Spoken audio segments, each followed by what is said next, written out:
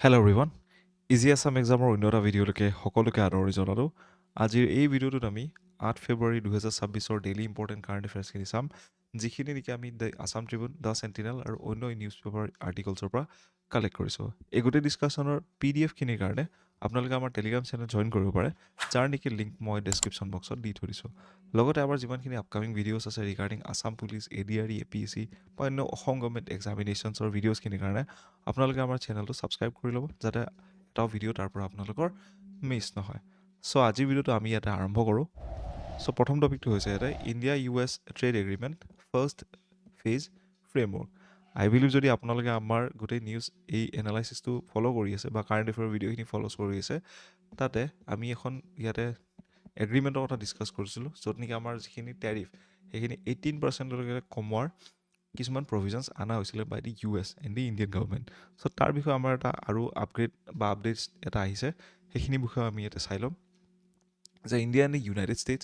Announce the framework for the first phase of the bilateral trade agreement so' ইয়াতে প্ৰথম phase এই বাইলেটাৰেল trade এগ্ৰিমেণ্টটো ইয়াতে ঘোষণা কৰা হৈছে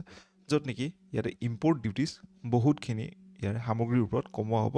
দুটা ছাইডৰ ফালৰ পৰা ঠিক আছে অকল USৰ ফালৰ পৰাই নহয় ইণ্ডিয়াৰ ফালৰ পৰা ইয়াতে কমোৱাৰ কথা কৈছে right The framework reaffirms commitment to the US-India bilateral trade agreement negotiation. So, যোনখন আমাৰ recent bilateral trade agreement হয় তাৰ যিখিনি আমাৰ যি তোমালোকৰ কমিটমেণ্টছ আছে সকলোখিনি বস্তু ইয়াতে দাঙি ধৰা হৈছে লগতে the United States will reduce the tariffs on Indian goods from 50% to 18%. So, already আগতে import duty বা tariff ইয়াতে 50% আছিলে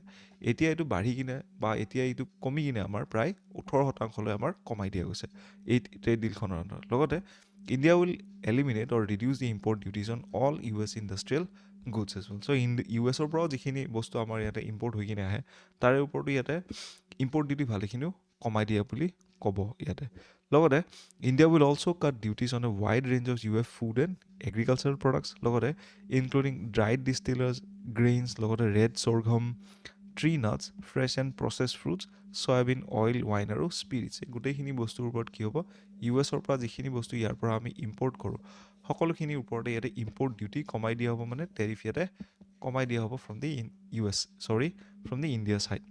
তাৰ লগতে এই গোটেই এগ্ৰিমেণ্টৰ প্ৰথম ফেজটো ইয়াতে কনক্লুড কৰা হ'ব by the mid of the March month ঠিক আছে তাৰ লগতে এই গোটেই ট্ৰেড ডিলৰ ইমপ্লিমেণ্টেশ্যনে ইয়াতে কনচেশ্যন দিব তাৰ লগতে ডিউটি এলিমিনেশ্যন কৰিব on the American goods by the India so' আমেৰিকাৰ পৰা যিখিনি বস্তু আমাৰ ইয়াতে সামগ্ৰী আমি ইম্পৰ্ট কৰি আনো সকলোখিনিৰ ওপৰতে বা বহুতখিনিৰ ওপৰতে মানে ইয়াতে ইম্পৰ্ট ডিউটি ৰিডাকশ্যন আমি দেখা পাম ঠিক আছে ৰাইট তাৰ লগতে USA ইয়াতে ৰিমুভ কৰিব 25% টেৰিফ যোনটো ইণ্ডিয়াৰ ওপৰত লগোৱা হৈছে right relating to the purchasing of the Russian oil effective from the February 7 চ' ৰাছিয়াৰ পৰা যিহেতু আমি আগতে খাৰুৱা তেল কিনিছিলোঁ আৰু সেই বস্তুটো USA ভাল নাপাইছিলে ৰাইট এই বস্তুটো ইয়াতে ইয়াৰ এগেইনষ্টত USA বহুতখিনি চেংচন ইণ্ডিয়াৰ ওপৰত লগাইছিলে চ' এই গোটেই ডিলখিনিৰ পিছত 25% টেৰিফ ইয়াতে কমোৱা হ'ব ৰাছিয়ান অইলৰ ক্ষেত্ৰত যোনটো আমাৰ ইয়াতে লগোৱা গৈছিলে অ'কে তাৰ লগতে ইণ্ডিয়াই নিজৰ কমিটমেণ্ট ইয়াতে ফ'ল' কৰিলে য'ত নেকি ডিৰেক্টলি বা indirectly importing oil from the Moscow as well okay so' ইয়াতে আমি এটা MCQ চাম যে under the new agreement the United States will reduce the tariffs on Indian goods from 50% to how many percent so' ইয়াৰে আনচাৰ্ছবিলাক আপোনালোকে মোক comment বক্সত জনাই দিব ঠিক আছে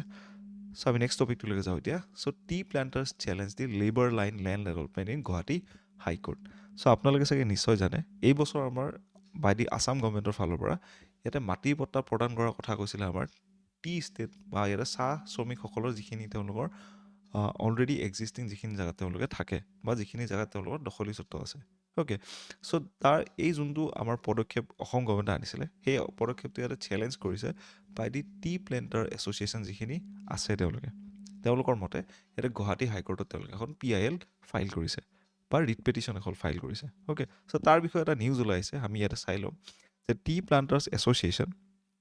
have moved to the Guwahati High Court against the Assam government's decision to allow the labor line land to the workers. So labor লাইনৰ যিখিনি মাটি আছিলে সেইখিনি যিহেতু আমাৰ চাহ শ্ৰমিকসকলক ইয়াতে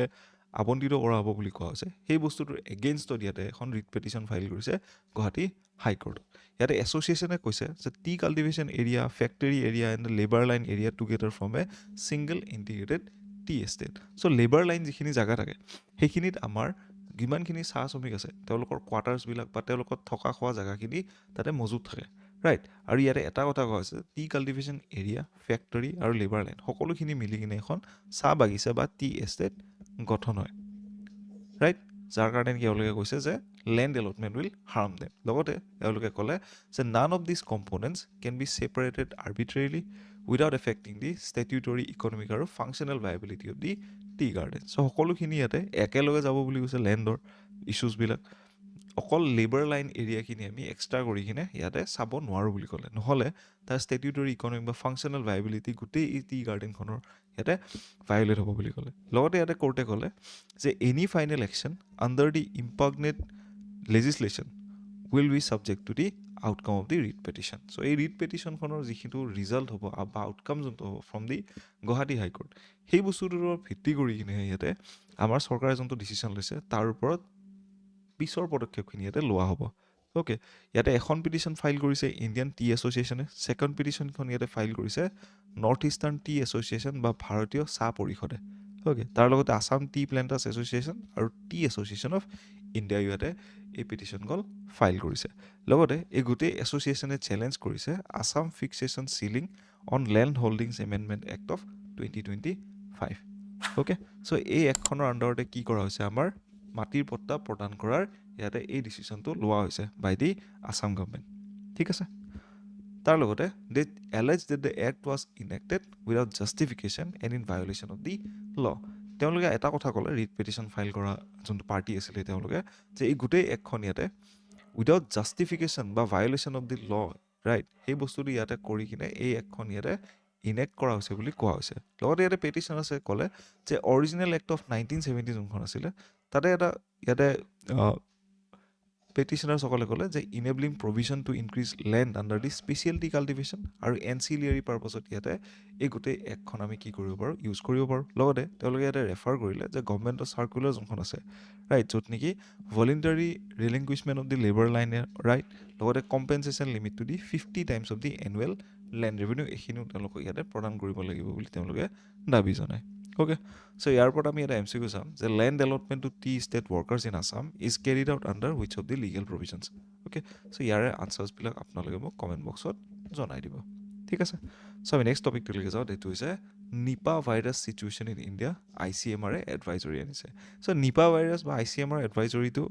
ইয়াৰে ICMR এডভাইজৰীটো বহুত বেছি ইম্পৰ্টেণ্ট নহয় from the exam point of view, but Nipah virus কি হয় বা এই ভাইৰাছটো কেনেকৈ আমাৰ ইয়াতে বিয়পে সেইখিনি বস্তু বেছি important from the exam point of view. ঠিক আছে, চ' নিপা ভাইৰাছ কেছ ইয়াতে বাঢ়া দেখা পোৱা গৈছে, has been reported in different parts of India, but the situation is not alarming at the present, বহুত বেছি হাই ৰেটত নহয়। আৰু গোটেই নিপা ভাইৰাছৰ কেছেছখিনি আমি ইয়াতে কেৰেলা আৰু ৱেষ্ট বেংগলত প্ৰাধান্যভাৱে দেখা পাইছোঁ। All states are advised to remain vigilant and take immediate precautionary measures if any action is detected, বা এনি কেছ ইয়াতে যদি দেখা পায়, ইন ডেট কেছ ইয়াতে ইম্পৰ্টেণ্ট ষ্টেপছখিনি ল'বৰ কথা কৈছে। লগতে ইয়াতে isolation of the infected person is crucial to stop the transmission, মানে ইটোৰ পৰা সিটোলৈকে যাতে গোটেই ৰোগটো ইয়াতে বিয়পি নাযায় তাৰ কাৰণে যিখিনি মানুহ অলৰেডি এফেক্টেড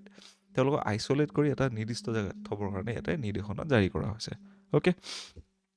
তাৰ লগতে ইয়াতে নিপা ভাইৰাছৰ বিষয়ে আমি ইয়াতে চাই লওঁ। এইটো হৈছে এটা জুনটিক ভাইৰাছ। জুনটিক মানে কি, যেনেকৈ বেলেগ পশুৰ পৰা আমাৰ মানুহৰ তালৈকে আহিব পাৰে বা আমাৰ মানুহৰ পৰা আকৌ বেলেগ পশুলৈও যাব পাৰে, ৰাইট, মানে কোনো এটা নিৰ্দিষ্ট স্পিচিছ বা প্ৰজাতিত আমি এই বস্তুটো দেখা নাপাওঁ, সকলোবিলাক লিভিং অৰ্গেনিজমৰে আমি তাত এই বস্তুটো দেখা পাব পাৰোঁ। Okay, that means it can transmitted from animals to the human. লগতে এই গোটেই ভাইৰাছটো বিলং কৰে family of the paramyxoviruses. Okay, হয়তো মোৰ প্ৰনাউন্সিয়েশ্যনটো ভুল হ'ব পাৰে, তোমালোকে এই বস্তু ভালকৈ চাই ল'বা। লগতে humans can contract this virus through the direct contact with the infected animals like bats and pigs, or it can spread through the contaminated food. মানে কি হয়, আমাৰ এই গোটেই ভাইৰাছটো আমাৰ ডাইৰেক্ট কণ্টেক্ট যদি এনেকুৱা অৰ্গেনিজমৰ লগত হয় যাৰ তাত নেকি এই ভাইৰাছটো আছে, যেনেকৈ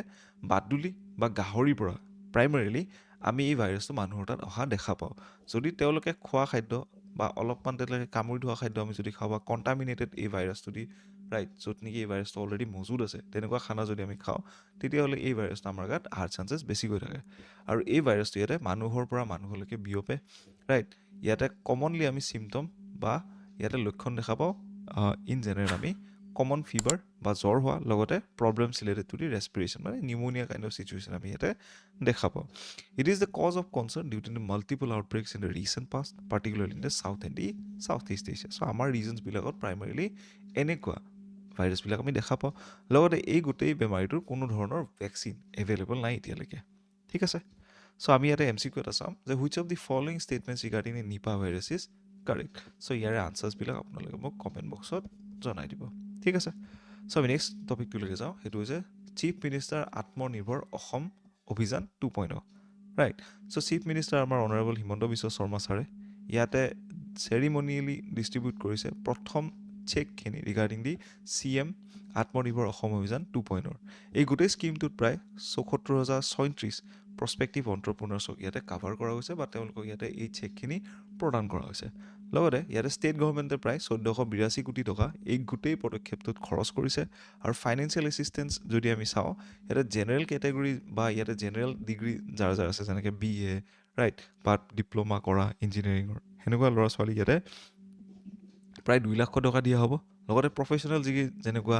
ইঞ্জিনিয়াৰিং MBBS বা ডেণ্টিষ্টি যোনে কৰিছে তেওঁলোকক প্ৰায় 5 লাখ টকা ইয়াতে প্ৰদান কৰা হ'ব লগতে এই গোটেই উদ্যমটোৰ দ্বাৰা পজিটিভ বিজনেছ এনভাইৰনমেণ্ট আৰু MSME ৰেজিষ্ট্ৰেশ্যন অসমত ইয়াতে উদ্যম পৰ্টেলত প্ৰায় 30 গুণ বৃদ্ধি হোৱা আমি দেখা পাইছোঁ য'ত নেকি আগতে প্ৰায় 2020ত 9,300 মান আছিলে এতিয়া প্ৰায় 2.85 লাখলৈকে বৃদ্ধি পাইছে 2024 চনত ঠিক আছে তাৰ লগতে অসমত প্ৰায় ইয়াতে 12.7 লাখ MSME আমি ইয়াতে ৰেজিষ্টাৰ্ড হৈ আছে অসমত আৰু তাৰ লগতে প্ৰায় 82 lakh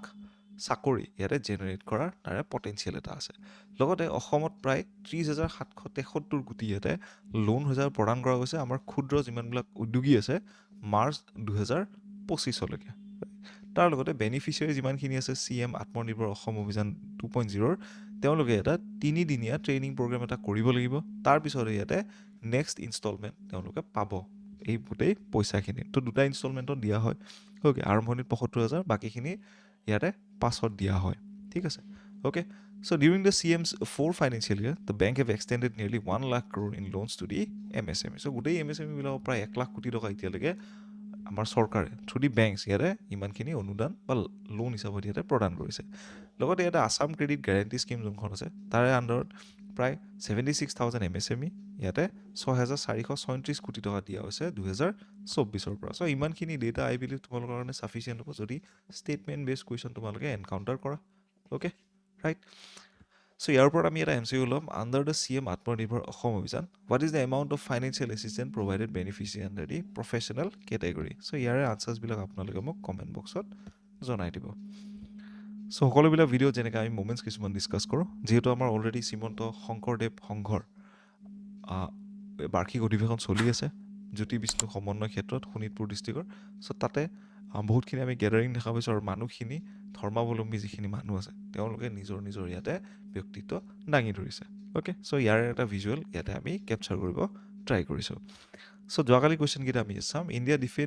defeated which team in final to win the record extending under 19 6th world cup title এইটো হৈছে option D that is the England তাৰপিছত আহে আমাৰ নেক্সট কুৱেশ্যনটো during which event did the prime minister welcome students across the country with the gamosa ইয়াৰ correct answer হ'ব option C 9th edition of the Pariksha Pe চৰ্চা চ' আজিৰ ভিডিঅ'ত ইমানখিনি আছিল আশা কৰোঁ এই গোটেই ভিডিঅ'ৰ পৰা আপোনালোকৰ যোনটো প্ৰিপেৰেশ্যন তাতে ভালেখিনি সহায় হ'ল লগতে এই গোটেই ডিছকাশ্যনখিনিৰ PDFখিনিৰ কাৰণে আপোনালোকে আমাৰ তলত দিয়া লিংকত ক্লিক কৰি কিনে আমাৰ টেলিগ্ৰাম চেনেল জইন কৰিব পাৰে ৰাইট আৰু তাৰ লগতে আমাৰ চেনেলটো ছাবস্ক্ৰাইব কৰি ল'ব আপকামিং ভিডিঅ'ছখিনিৰ কাৰণে অ'কে চ' আজিৰ ভিডিঅ' ইমানখিনি আছিলে thank you everyone have a very good day head